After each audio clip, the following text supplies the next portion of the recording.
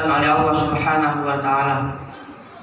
Pertama-tama, marilah kita senantiasa memanjatkan puja dan puji syukur kita kehadirat Allah Subhanahu wa taala yang selalu melimpahkan rahmat dan karunia-Nya kepada kita.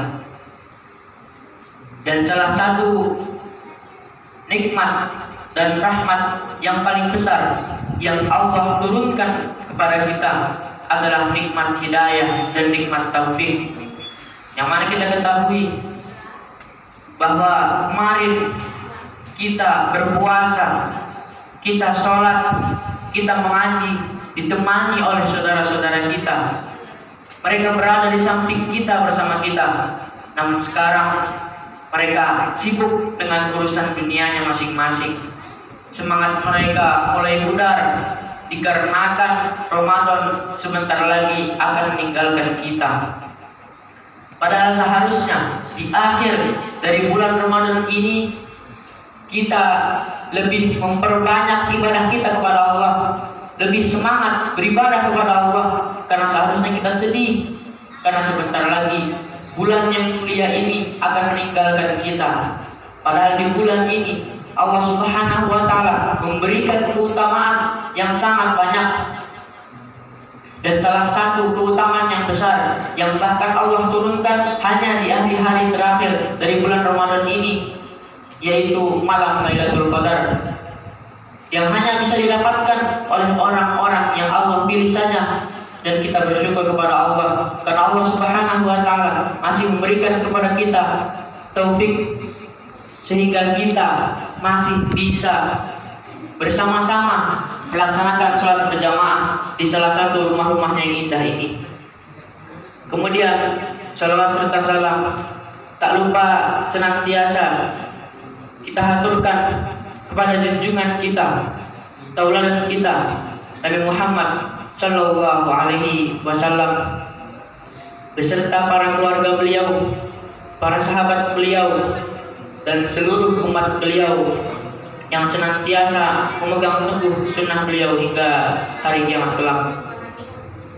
Hadirin jemaah salat Isya yang dimuliakan oleh Allah Subhanahu wa taala. Pada kesempatan yang mulia ini, marilah kita mengambil makna, mengambil kandungan dari ayat yang mulia, ayat yang berada di akhir-akhir dari ayat pembahasan tentang puasa di surah Al-Baqarah, yang mana Allah Subhanahu wa taala berfirman, "Walitukmilul 'iddah walitukabbirullaha 'ala ma hadakum wa la'allakum tashkurun." Allah taala berfirman, "Walitukmilul 'iddah," agar kalian menyempurnakan jumlah puasa kalian. Jadi hendaklah kita selalu berusaha agar puasa kita penuh di bulan Ramadan ini. Jangan sampai ada satu saja yang tidak kita isi dengan puasa kita. Jangan sampai ada satu saja puasa kita yang pecah. Karena ini adalah perintah Allah Subhanahu wa taala agar kita senantiasa menyempurnakan puasa kita di bulan Ramadan ini.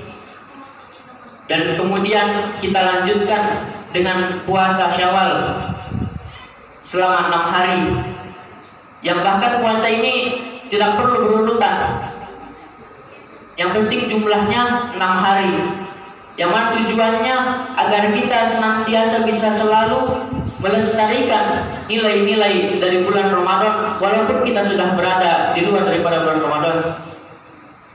Yang mana jika kita berpuasa 30 hari di bulan Ramadan, kemudian ditambah dengan 6 hari di bulan Syawal, maka Allah Subhanahu wa taala akan memberikan hadiah, akan mengapresiasi kita dengan pahala, yaitu seperti pahala orang yang berpuasa selama setahun penuh.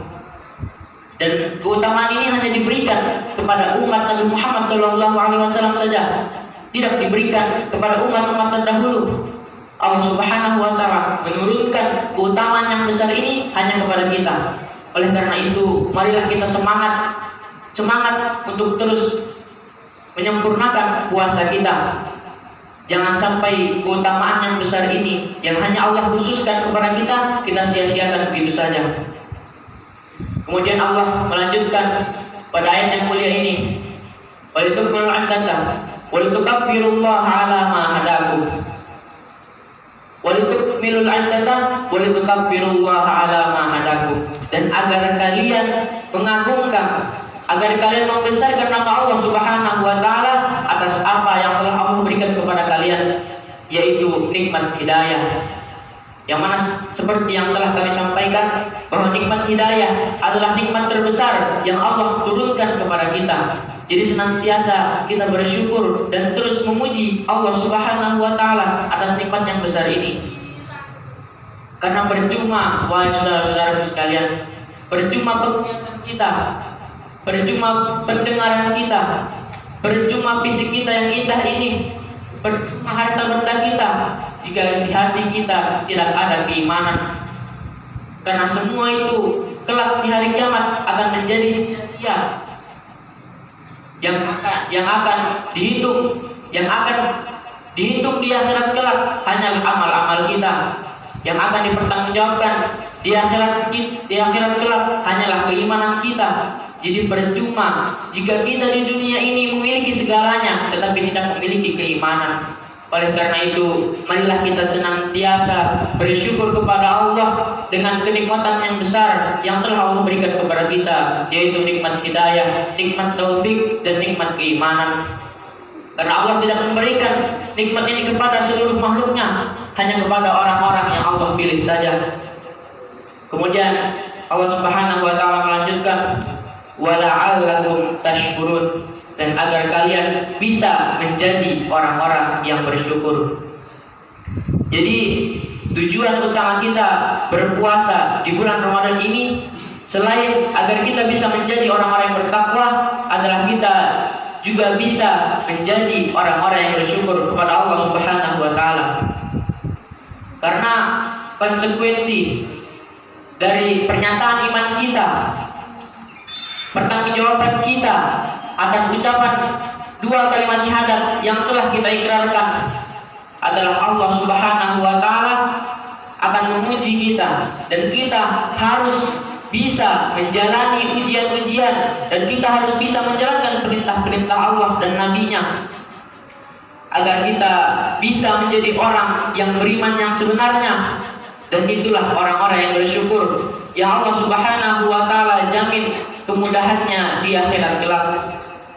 Jadi tujuan utama kita berpuasa di bulan Ramadan ini selain menjadi orang yang bertakwa, tetapi kita juga bisa menjadi orang-orang yang bersyukur atas nikmat-nikmat Allah Subhanahu wa taala yang telah Allah berikan kepada kita.